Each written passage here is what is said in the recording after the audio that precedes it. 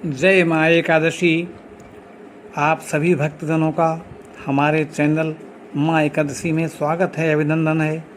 भक्तजनों, आज हम बात कर रहे हैं एकादशी के सर्वोत्तम व्रत की।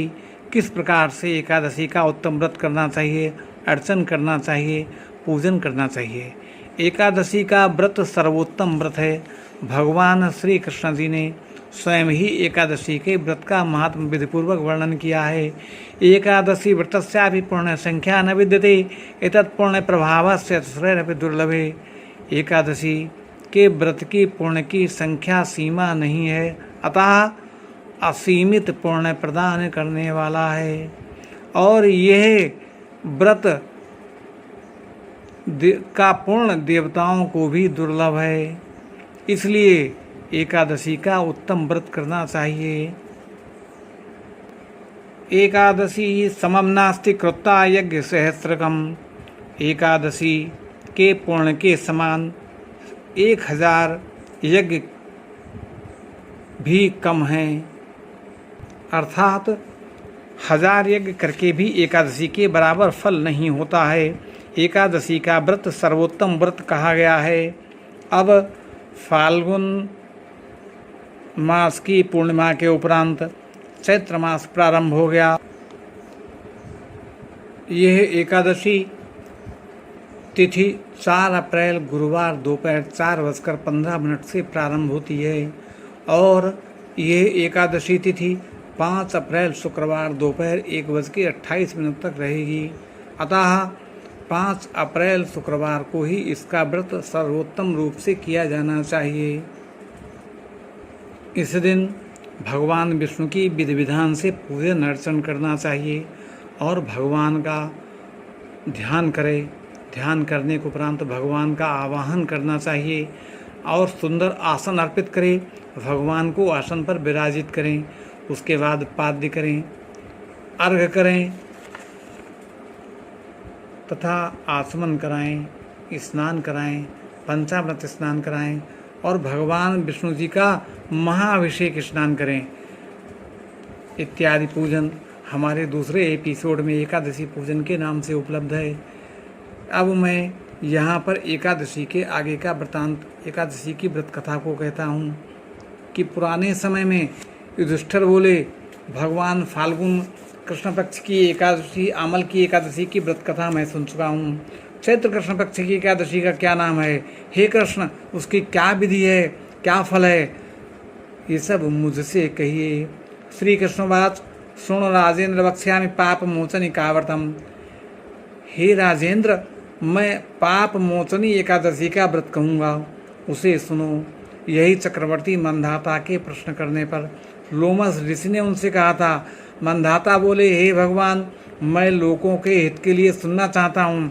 चैत्र के कृष्ण पक्ष की एकादशी का क्या नाम है, उसकी क्या विधि है और क्या फल है, सो कृपा करके मुझसे कहिए। लोमस ऋषि बोले कि चैत्र कृष्ण पक्ष। लोमसोवाच चैत्र मास स्थिते पक्षे नामना वै पाप मोचनी एकादशी समख्याता पिशाचत्व विनाशिनी। चैत्र कृष्ण पक्ष की पाप मोचनी एकादशी है और वह पिशाच योनि को भी दूर करने वाली है। हे राजा शार्दूल, कामना और सिद्धि को देने वाली, पाप को दूर करने वाली, शुभ फल और धर्म को देने वाली विचित्र कथा को सुनिए। प्राचीन समय में वसंत ऋतु में कुबेर का चैत्र रथ नाम का वन फूलों से सुशोभित था। उसमें अप्सराओं का समूह निवास करता था। वहाँ गंधर्वों की कन्या किन्नरों के साथ विहार करती थीं। इंद्रादि देवता भी वहाँ क्रीड़ा करते थे। चैत्र रथ वन से सुंदर कोई दूसरा वन नहीं था। उस वन में मुनि लोग तपस्या करते थे। देवताओं के साथ इंद्र भी चैत्र वैशाख में क्रीड़ा करते थे। वहाँ मेधावी नाम के मुनि भी निवास करते थे।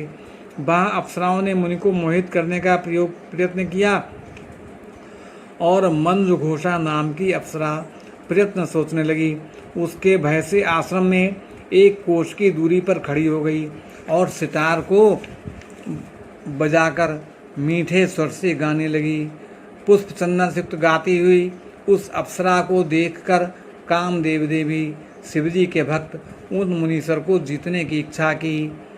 शिव जी के बैर को स्मरण करके उसके शरीर में प्रविष्ट हो गया और अप्सरा की भ्रकुटियों को धनुष बनाकर, कटाक्ष की प्रत्यंचा बनाई, पलक समेत नेत्रों का बाण बनाकर, स्तनों को पटकुटी बनाकर विजय के लिए आ गया। मंदघोषा कामदेव की सेना की तरह थी। मेधावी ऋषि को देखकर वह भी कामदेव से पीड़ित हो गई। यौवन से सुंदर शरीर वाले श्वेत यज्ञोपवीत धारण किए हुए मेधावी ऋषि भी दूसरे कामदेव की तरह शोभित हो रहे थे। मेधावी मुनि सुंदर चवन ऋषि के आश्रम में रहते थे। मंदघोषा मुनीश्वर को देखकर दूर खड़ी हो गई। कामदेव के बस में होकर मंद स्वर से गान करने लगी। उसकी चूड़ी, करधनी और नूपुरों की झनकार से वन गूंजने लगा। हाव भाव सहित गाती हुई अप्सरा को देखकर मुनीश्वर कामदेव की सेना के वशीभूत हो गए। मंदघोषा आकर मुनि को कामदेव के वशीभूत देखकर हाव भाव कटाक्ष से मोहित करने लगी। वीणा को नीचे रखकर मुनीश्वर को ऐसे आलिंगन करने लगी जैसे वायु से कांपी हुई बेल पेड़ से लिपट जाती है। उसके सुंदर शरीर को देखकर वह मुनीश्वर भी उसके साथ वन में रमण करने लगे। मेधावी मुनि शिव तत्व को भूलकर कामदेव के वशीभूत हो गए। रमण करने में मुनि कामी को दिशा और दिन रात का ध्यान नहीं रहा। मुनीश्वर को भोग विलास में बहुत समय व्यतीत हो गया। आचार का लोप हो गया।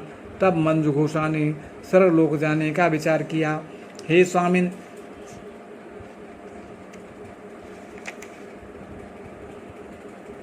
मुझे अब अपने घर जाने के लिए आज्ञा दीजिए। मेधावी मुनि बोले, हे सुंदर मुख वाली, तू आज संध्या को आई है। प्रातः काल तक तू मेरे पास निवास कर। मुनि के इस वचन को सुनकर बात डर गई। फिर उन मुनीश्वर के साथ विषय करने लगी। मुनि के साप के डर से बहुत वर्षों तक रमण करती रही। 57 वर्ष 9 महीना 3 दिन व्यतीत हो गए, परंतु इतने दिन मुनि को आधी रात के समान मालूम हुए। इतना समय बीतने पर अप्सरा मुनि से फिर बोली, हे ब्राह्मण, मुझको घर जाने की आज्ञा दीजिए। अप्सरा ने मुनि से फिर कहा, हे ब्राह्मण, मुझको घर जाने की आज्ञा दीजिए। मेधावी बोले, अभी तो सवेरा हुआ, मेरी बात सुनो। जब तक मैं संध्या करूं तब तक तू यहाँ ठहर। मुनि के इस वचन को सुनकर बात डर गई। वह मुस्कुराकर विस्मित होकर बोली, हे विप्रेंद्र, आपकी संध्या का कितना प्रमाण है? वह समाप्त हुई कि नहीं? मेरे ऊपर कृपा करके गए हुए समय का विचार कीजिए। अप्सरा के इस वाक्य को सुनकर मुनि को बड़ा आश्चर्य हुआ। ब्राह्मण ने हृदय में ध्यान करके समय का अनुमान कर लिया और बोले, हे सुंदरी, तेरे साथ 57 वर्ष बीत गए। तप को बिगाड़ने वाली अप्सरा को काल के समान देखकर क्रोध से भरकर आँखों से आग की चिंगारियाँ छोड़ने लगे। मन में विचार किया कि दुख से संचित किया हुआ मेरा तप इसने नष्ट कर दिया। क्रोध से मुनि के ओंठ कांपने लगे और व्याकुल होकर बोले कि तू पिचासी हो जा। हे पापनी, हे कुलटे, हे पातक प्रिय, तुझको धिक्कार है। मुनि के साप से दग्ध सुंदर भ्रकुटी वाली अप्सरा नम्र होकर मुनि से प्रार्थना करने लगी, हे विप्रेंद्र, कृपा करके साप को शांत करिए। सज्जनों का वचन और संग 7 कदम चलने पर ही फल देता है। आपके साथ मुझको बहुत से वर्ष व्यतीत हो गए, इस कारण हे स्वामी मेरे ऊपर कृपा करिए। मुनि बोले, हे भद्र, मैं क्या करूं? तूने मेरा बड़ा भारी तप नष्ट कर दिया, तथापि मैं तुझको साप दूर होने का उपाय बतलाता हूँ, उसे सुन। चैत्र कृष्ण पक्ष में सब पापों को नाश करने वाली पाप मोचनी नाम की शुभ एकादशी होती है।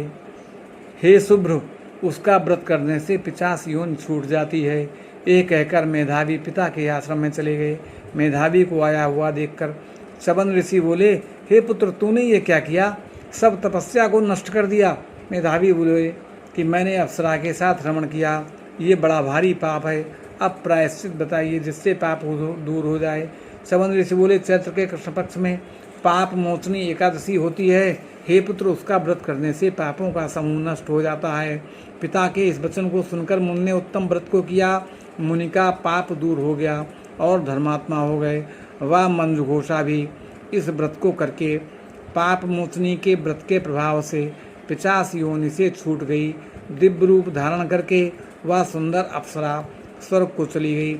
लोमस ऋषि बोले कि पाप मोचनी एकादशी के व्रत का ऐसा प्रभाव है कि हे राजन, जो मनुष्य पाप मोचनी का व्रत करते हैं उनके सब पाप दूर हो जाते हैं। हे राजन, इसके पढ़ने सुनने से 1000 गौ दान का पुण्य प्राप्त होता है।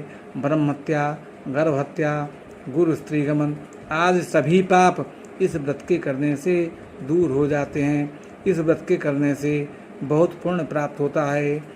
चैत्र कृष्ण पाप मोचन का एकादशी व्रतम संपूर्णम।